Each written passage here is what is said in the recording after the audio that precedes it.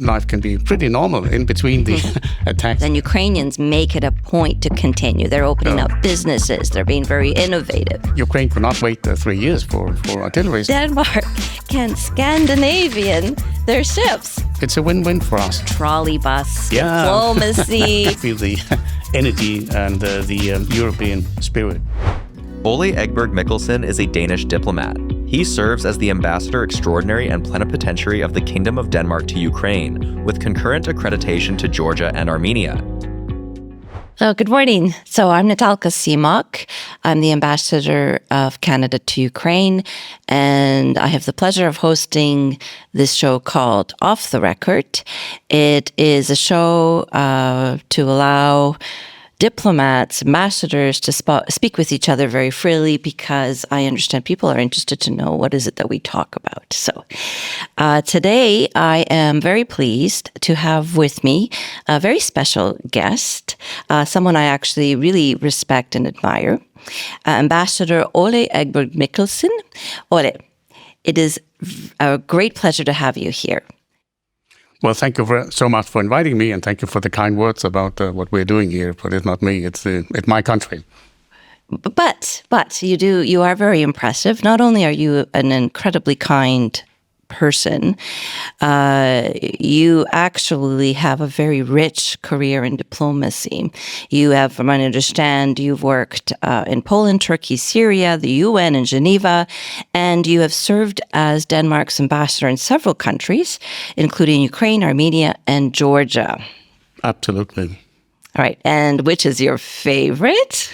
Well, it's very hard to choose, because all my postings, I've had 7 throughout my career, have been unique in the sense that you come to a new country, a new language, and they have all been fascinating. And some of them have also been quite dramatic. When I was in Syria, the embassy was attacked and burned down during the so-called Khartoum crisis in 2005. Wow. So, but even despite of that, Syria was a fantastic posting for us. So all of the countries that we have, where we have been serving, I've been lucky to have my wife and our kids on most of the postings have been offering just amazing experiences. So I've been lucky as a diplomat, having this kind of career, and I'm having the privilege of having my family with me on most of my postings. But not on this posting. No. That's and in fact, at one of your receptions that you hosted,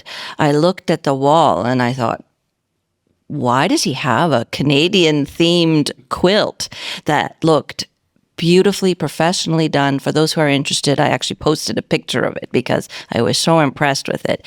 And then I was just shocked when you told me that it was actually your wife who made it. Yeah. So let's give her a little bit of space here, because it should be extremely good at knitting, quilting, everything with her hands. But she's not allowed to. We cannot have our spouses here on a permanent basis, but we can have them on what is called short-term visits. And it's up to me to decide what is short-term, and I'm pretty liberal. So I've been lucky to have my wife here, and our colleagues at the embassy can have their partners, because it's good for them to see how life is unfolding here. It is a country at war. There's no way to deny that, but it's also a country that offers a lot, and where life can be pretty normal in between the attacks. And I think that's reassuring for our partners to know that it's not war all the time, and also to experience the incredible resilience of the Ukrainians. This is something that they all notice when they're here. Yeah, I would love that. I might use you as an example, because we are not allowed to have our spouses or partners here, and it is challenging, and it's very difficult for the entire team. It's very difficult for my husband, because we were actually posted here before. He's a diplomat as well, so he finds it very difficult to not just be apart from me, but to understand why he just can't come and visit. So it is a tough one, and it seems that different embassies approach it like in different rules for it. But I see that those that can have their spouses come, whether on a permanent basis or on a visit basis, are happier. They're more apt to extend their posting, so it does make a difference. So. And I can tell you, but that's strictly off the record. This is off the record. Here we are. Nobody will reveal this. But I have actually also allowed some of the colleagues to have their parents coming here. Very and nice. This is, well, strictly not within the written rule that we have, but it has also worked well. So the more you can show your family members, whether it's your spouse or your parents, how life is here, I think the better. That reassures them that it's okay to be here. It's you're not in. It's a beautiful country. I think it's. I don't know what it's like in Denmark, but in Canada, our news tends to focus on the most tragic situations. So what Canadian news is getting just pictures, visions of things being destroyed, which is horrible. And it's wrong.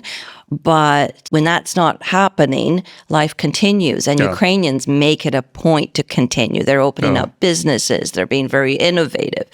And in fact, you have received the Diplomat of the Year award. Congratulations. I think it's very well deserved. All the ambassadors agree that you are absolutely the right choice. And it's... for many reasons, I believe. It's your podcast, which we'll talk about a little bit, but your social media, I should say, your social media, the way you describe it, the way you've approached Mykolaiv. So we'll get to all of that. But I think that the reason is because of what is now famously called the Danish Model. Danish Model, yeah. And I know I'm getting a lot of questions, so I want to give you an opportunity to describe it. But before that, indulge me. I understand that Denmark is very famous for its innovation and, in fact, now puts barcodes on its ships. Do you know why? Is that true? I haven't heard that, but maybe I'm sure so you're right. that Denmark can Scandinavian their ships. Okay, that was a very bad joke, but I had to. I had to do it. Okay, but seriously, you are leading on a lot of innovation, and I think the Danish model is a very good example. And my country is very curious, and it's put it has spurred us to do things differently. Yep. But please, if you could describe it for the regular person who's listening and wants to know more about what this is. Well, actually, the idea is very simple. It's simply a question of, let me explain how we started out our weapons donations back in 22, 23. Basically, we were emptying our own stockpiles. We donated all our artillery, everything, and there was nothing left. Again, I want to emphasize everything. You are one of the only country that and this was emptied your stocks. For some days it was controversial, but they all agreed that our artillery was more needed here than back in Denmark. So, but then our Ukrainian friends asked for more artillery, so we scanned the world market, who are the providers, and we got an offer that we could get new artillery in 3 years. It would take 3 years for a leading producer to before they would roll off the assembly line, and of course that would not. It's the same in Canada. We have dismantled most of this. So and Ukraine could not wait 3 years for artillery. So we found out that there was actually a Ukrainian producer and. They are doing a system called Bogdana, which is... that's my mother's name. Really? I love Bogdana. I've seen very, very powerful, very energetic. But actually, I have a photo of them here. These are... And for those who are not aware of what is a artillery piece, it's basically a truck chassis with a cannon on it and all kinds of equipment that can move around. And I'm a civilian, so I'm not an expert on what they can actually do. But these Bogdana howitzers, they can basically do more or less the same as Western-produced similar systems. And it's an interesting story because the producer, until a couple of years ago, they were doing agricultural equipment. So they were doing combined harvesters and big machinery, machines, though. Yes. And then they realized that maybe there would be a market for howitzers. So they and they had not been doing that before, but they found out how to do that, where to source the parts that you need. Most of it could be produced locally. And when we asked them if they could deliver howitzers, they said yes, we can do it in 2 months. So if you order it today, you will have it in 2 months. That's a difference. And that's a huge difference. And not even all the transportation cost of delivering things. Yeah. So it's cheaper. It's way cheaper. And there's also another advantage. I've seen those howitzers in action. And if there's something wrong, if there's a malfunction, they call the service technician, and then there's a guy in a van who pulls up, and they guarantee that within 4 hours they will have somebody there, even close to the front line. Whereas if it is Western-produced equipment, if there's something wrong with the electronic suit or something, they have to send it to the country, and it takes months. Here it's being fixed right away. So in terms of speed, in terms of reliability, it's a big advantage. It's also good for Ukraine because it creates jobs, it creates opportunities. So it's a win-win for us. We want, of course, to use the Danish taxpayers' money as in the best possible way. We want to support Ukraine's resilience, and this has turned out to be very, very efficient. And it works in the following way, that the Ukrainian Ministry of Defense, they make a list of equipment that they need. It's being validated by the Danish Ministry of Defense, and then they agree on the producers. And throughout the process, we have our defense staff visiting the production sites and making sure that quality is in order, because there's also a risk with this. Because what is the risk? That's corruption, of course. Because by doing this, you're really engaging directly with Ukrainian producers, and we all know that corruption is a risk in Ukraine. It's a fact of life. So we've been trying to do what we can to mitigate and reduce the risks as much as we can, and so far everything has been working well. To the point that others have now joined as well. Canada, not least. We're very happy to have our Canadian friends on board. So Canada's invested so far 100 million in drones specifically, but we are exploring this further. But other countries have as well. So it's, I don't know if you can describe some of the other partners. I know Sweden has, and I'm not sure. Norway, Iceland, and not least the European Union. Yes. The European Union has channeled the profits from the frozen Russian assets into this model, and they have entrusted us to do the work in terms of implementing this. And we're proud that we've been trusted by our Canadian friends, Swedish friends, Norwegian friends, and Iceland as well, and not least the European Union. And that has been working well. So it's the volume is far bigger than just what we are donating. And I think that's a very important point when you mentioned the proceeds of the frozen assets, but because again, it's a question I get a lot because of Canada's leaderships and figuring out how we do this. But we're already using the proceeds from that. That is exactly the interest rates that would be used from those assets. So that's what's paying for a lot of it, right? And again, I'm not sure many people around the world understand that that's what's happening, but it's significant. And, this is happening while we figure out how the actual frozen assets could be transferred. So to pay for things like accountability, reconstruction, which will be quite significant in Ukraine. So it is a good story. So that is one area that you have done quite a lot. But at the beginning of the full-scale invasion, President Zelensky had also approached countries to kind of like adopt a region to really help more on a regional level as well. So, there's the national assistance that all countries that are supporting Ukraine are already doing, but the regional model is a little bit different. And again, Denmark is one of the countries that stepped up and adopted this approach and adopted specifically Mykolaiv. And I love watching your media posts from there. I watched recently your trolley bus diplomacy. I mean, they're fantastic. They're engaging and they give a glimpse of what you're doing. But I mean, you've set up an office there. You're there regularly.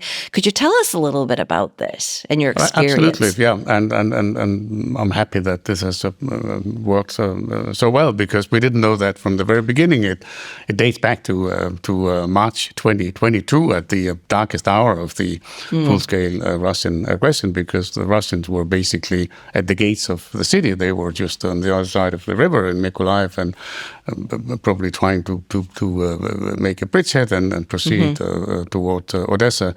And luckily they were stopped, and there were very heavy fighting, and this is why Mykolaiv is also called the city of heroes, because they were very, very brave, courageous. Not only also civilians were involved in this, and the military governor, Mr. Kim. So this was a very difficult time, and on the 29th of March 2022, President Zelensky spoke online to our parliament, and in his speech he urged Denmark to assume the patronage for the rebuilding and recovery of Mykolaiv. So President Zelensky picked Mykolaiv. Okay. And I think I know the reason, because before the full-scale Russian aggression, Denmark had been involved in a maritime project that was aiming at modernizing the shipyards of Mykolaiv. Shipbuilding is the DNA of the city. It used to be the shipbuilding center of the Soviet Union, but the shipyards after independence they were not really. They went into decay. They were not really modernizing and bought by oligarchs. But there were a few shipyards that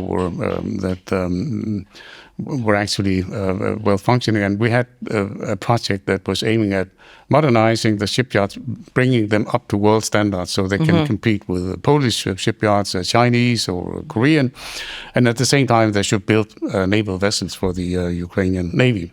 And this was something that caught the interest of President Zelensky, because he has this vision of revitalizing the Rust Belt cities, whether they are chemical industry cities, steel or shipbuilding. This is so I know that he was quite interested in this before the war. So this is probably why he because he said in his speech, the city of shipbuilders, that will be Denmark's task.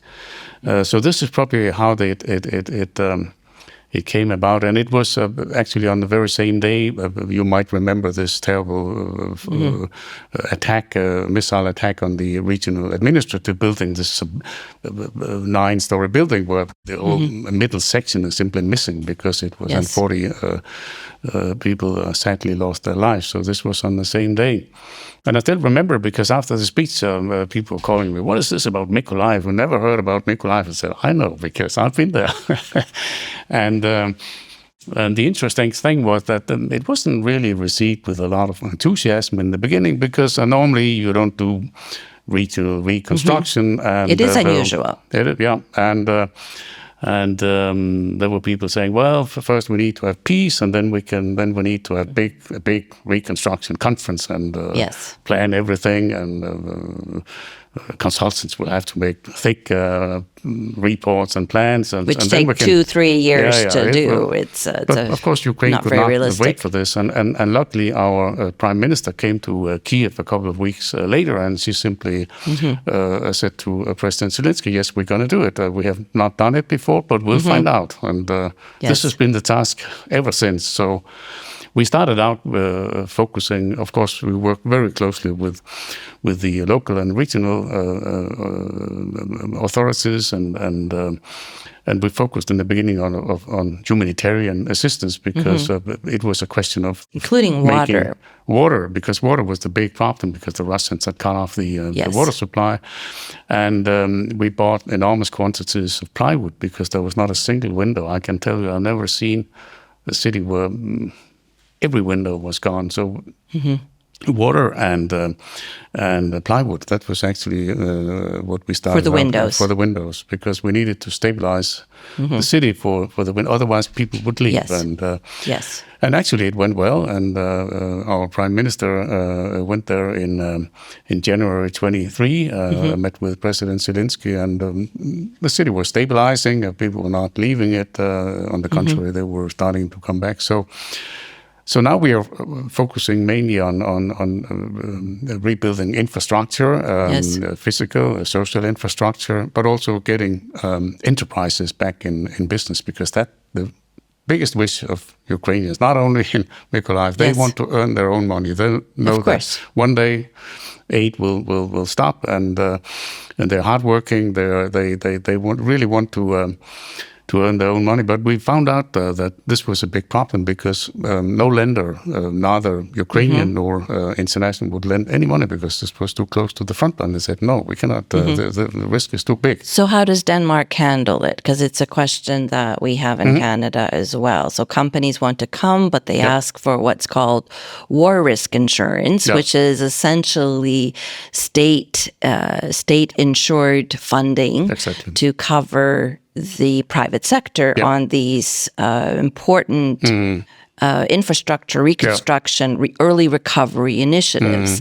So how did Denmark approach this? Well, actually, we had to create our within our own Ukraine fund. There is a Danish Ukraine fund that is basically financing all what we're doing here, and within that fund, we had to create what we call the private sector window, and it's being handled by our export credit and state fund. So basically, what we're doing, what you just described, the state is assuming the risk, basically, because the risk is unpredictable, and if something happens, and something has happened, we have had. I cannot go into any kind of details, but we have had because it's so close to the front line. So this is a risk that can basically only be shouldered by the sovereign, by the state. It's not. Companies can't carry it themselves, and no companies will. So we did this, we can't expect that of them. It turned out to work well, and one of the flagship projects was within the tomato processing industry, and I know everything about tomatoes now because I really had to dive into it. It's a big industry in Mykolaiv due to climate, which is perfect for tomatoes. And wine. I hope you tried Mykolaiv wine. Maybe we should. We should have a bottle here. Yes. But actually, we managed not we, but together with our Ukrainian friends, we managed to get the tomato processing back in operation. And it's so nice to see in those small communities where there might only be one tomato processing plant. Once it reopens, then the workers are coming back. And they are, aren't they? I think. Do you think, to what extent do you think it's because of the fact that Denmark has become such a good friend to the region? I think the main reason why people are coming back is simply that once there's a job and opportunities, then they prefer to be where they in their own house, and sometimes they have parents and family to take care of. And the interesting thing is that once the workers started to come back, then after a couple of months, their wives came back from Poland or Kiev or Lviv or wherever they have been. 50% of people have returned, I understand. Yeah. And I've talked to many of the families because I'm interested in what is the dynamics. Why and I asked some of the women, and they all said the same thing. If there is a school, where there are shelters. So we also had to build shelters because then they can bring their kids to school, and they just hate homeschooling after the pandemic and after the war. So they, if there are if there are jobs and opportunities for the workers, and if children can go to school offline, then they come back. Even though it's some of the communities are pretty close to the front line. So I think it's a very simple mechanism.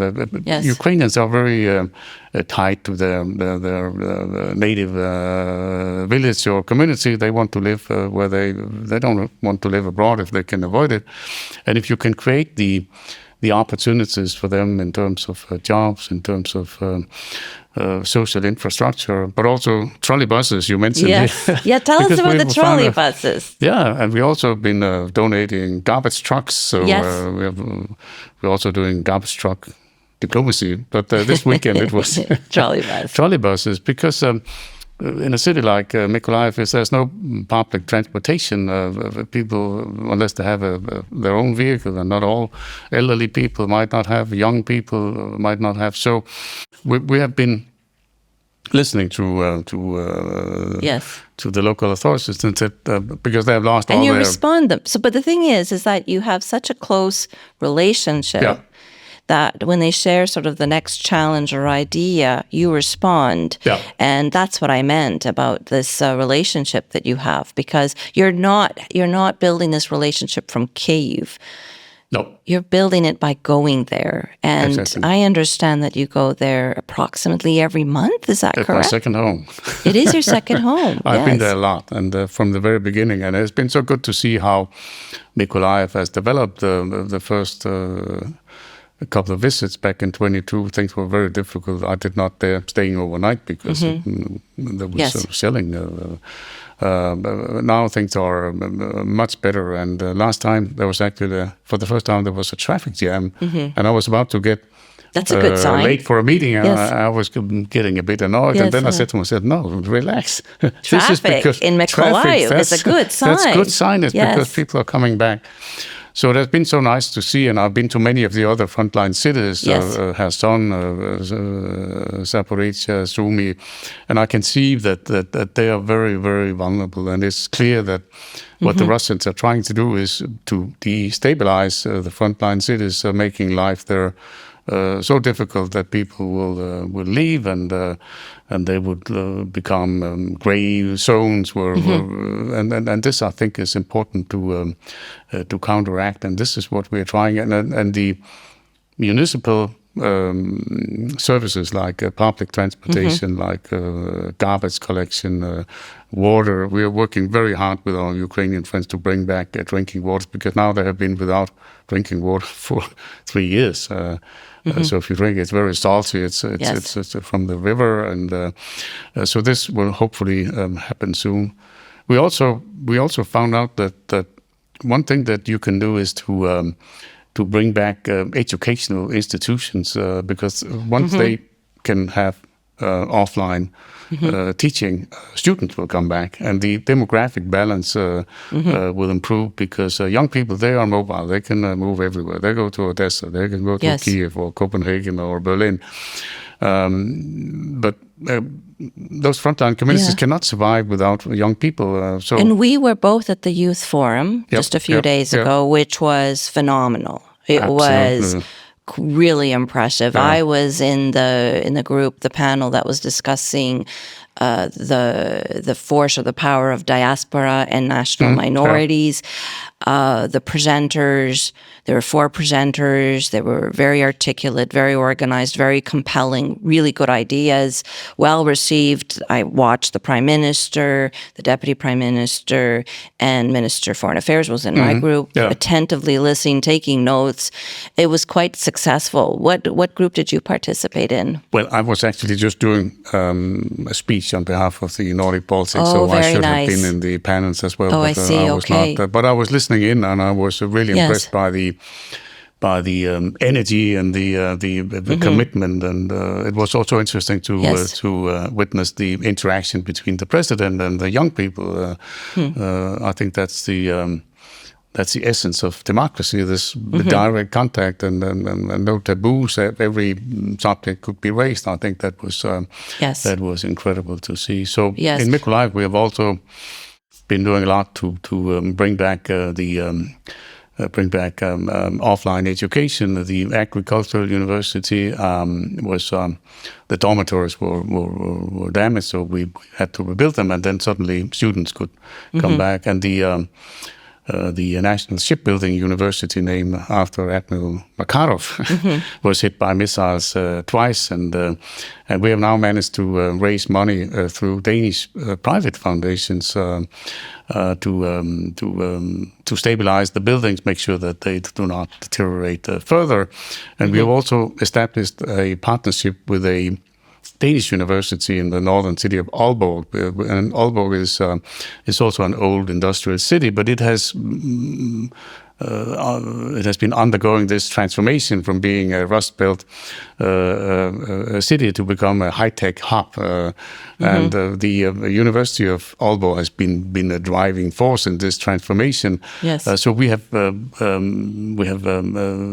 teamed up the shipbuilding university with the University of Aalborg to share some of the experience that they had in Denmark 20 years ago or 30 years ago when we went through the same transformation. And we think that Mykolaiv can become this kind of high-tech hub. They're doing incredible things there, drones, all kinds of stuff. And this is something that we want to stimulate. I'm here with Ambassador Ole Egberg Mikkelsen. Mikkelsen, but I just call you Ole. So, as we agreed, and I'm Natalka Cmoc. So, just a midpoint reminder of who we are. So, it's off the record. It's a chat between ambassadors, so Ole and Natalka in this case, Canada, Denmark, to talk about Ukraine. And we were just talking about Mykolaiv and the power there. But you also mentioned the Nordic Baltic 8, which is we had Helena Sen Andersen, Ambassador of Norway here, and it's very clear that the Nordic Baltic 8 countries are a significant force here and very strong partners to Ukraine. Do you share with the other countries these models in terms of Mykolaiv? Do they pick it up? Do you share the approaches that each of you take with Ukraine? Or is it strictly what is the purpose of bringing these 8 countries together in terms of Ukraine? Well, it's interesting because those are the colleagues that I'm working with constantly. Actually, Denmark we have a rotating chairmanship, so I happen to be the chair. Yes. This year, we're also chairing the European Union, but the Baltic 8 chairmanship is actually quite labor-intensive because very often we can have briefings together with high-level interlocutors, and since we are basically on the same page when it comes to supporting Ukraine for Ukrainian interlocutors, it's also interesting to meet with us. And I think the Nordic Baltic countries, from the very beginning, they've been very, very strong. Like Canada, I think that we could almost think we could make it. We could almost be part of the group, right? And it's the Atlantic, it's the Arctic, and in fact, our 2 countries share maritime border. We do, yeah. We actually share a land border with the Hans Island. There's nothing on it, but and we fought for it for years. But here you go. We actually share that border there. It's about a funny story about my son. When he came from school one time, he was like a little kid, 8, 9 years old, and he's like, we were talking about something, and we offered him a Danish. He goes, "A Danish? I can't eat a Danish." I was like, "Why can't you eat a Danish?" And he goes, "Because Greenland should be with Canada, not Denmark. They stole it." I was like, "Where did you hear this? And what was your lesson?" And my husband said that's the problem when you teach kids geography before you teach them history. Exactly. Yeah. But it took years for him to relax about Denmark. But we love Denmark. So it's Canada and Denmark actually have a good relationship as our countries. Like-minded in so many areas. And even though we are in terms of geography, we are, well, not really far from each other because, as you mentioned, there is this land, but mainland Denmark and Canada are far from each other. But in terms of values, we are exactly the same, on exactly the same page. And this is also the case with our Nordic Baltic friends, that even though we speak different languages, have a different history, when it comes to values, we are exactly on the same page. And this, in times of war, in times of aggression, this is something that is crucially important. Well, especially that the Arctic security is one of our key priority areas. The threats are very similar in terms of who the aggressor is as Ukraine. How you deal with it are different. But also, it's not just our governments, it's also the indigenous populations who live in those territories also have formed very solid relationships among those countries. So there are many aspects here where you see that sort of close partnership. And one thing that is also important is that especially our Baltic friends, they have a lot of experience that they can share with Ukraine, because I remember, because I've been working in diplomacy so long, I was involved in the EU enlargement process way back in history. Yes.